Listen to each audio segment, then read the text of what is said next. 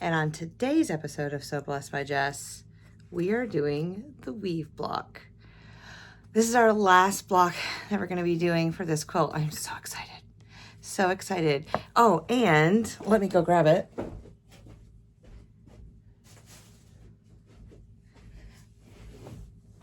I went to the lobby of Hobbies, Hobby Lobby, and they had this fabric. So they had 3 1/3 yards left, and sashing, maybe a border. We'll see how it works out. Like, I'm so excited. Like, it really goes with it. So let me show you like a close up. It does have the tan, some like black, which, you know, black, navy, whatever, same thing. And then it has that burnt red, which I love. It smells like Hobby Lobby fabric. We'll just put that right there. So anywho, we're gonna be doing the weave block. Simple construction, you know, square and square, or it's not square and square, a 4 patch, and then putting this border on. So it's wonderful. Like, we got, and you'll see, I have 3 different, like the grays, I have 3 different fabrics to go in it. So just kind of give it a little, you know, little flair of my little vintage fabric. So, and at the end of the video, I'm going to show you still how much I have left. All right, so let's go ahead and set this guy up. So we're going to have these in the middle, and here's my background. Loving it. This is Pambuda. The fabric line I'm using is Pambuda, the color, and then the background is going to be Kansas Troubles. So love some Kansas Trouble. I do. All right, and then my next layer, I have this green, and you see I have it cut 2 different ways because I want the, oh, I gotta go a little bit more this way. I want the stripes to continue going up and down. So I was thinking about just the way that this fabric lays, and I want to keep everything looking good. All right.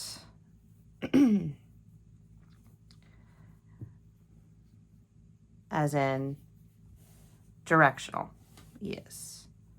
Oh, let's get this guy out of the way. There we go. Yeah, we're gonna be off a little bit off camera, but it'll be fine. And here's some more background. Oh, she's gonna look like a beautiful little block. I have had Bob Ross in my brain for the last, I can't tell you how long. So every time I've been making blocks lately, I'm like, oh, it's a pretty little block with a pretty little this and a pretty little that in my calming voice. And then lastly, this brown is also directional. So instead of, I don't want the weave to go horizontal, I want it to go vertical. So we're just gonna make sure when we're placing it in. Oh, this is gonna look so pretty. I'm loving it.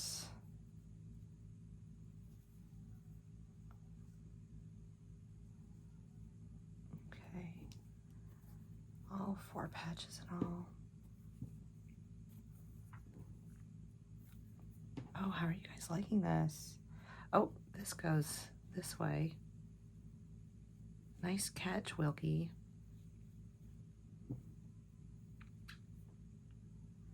So that means these are wrong too. All right, on it. There you go. You guys, this is gonna be such a pretty little block when we finish. So the first thing we're gonna do is we're gonna make this 4 patch. Then we're gonna put together these in just 2 pieces, sew them together, all 4 of these sections. We're gonna make the 4 patches, and then add the side units onto the 4 patch, sew these seams together.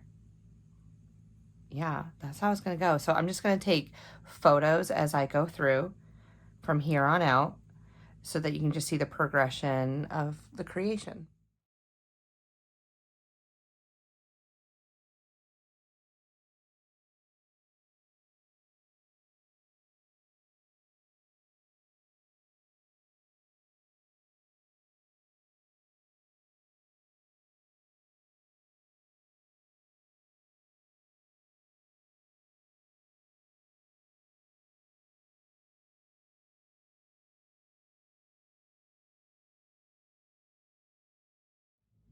Okay, and there she is, the weave block.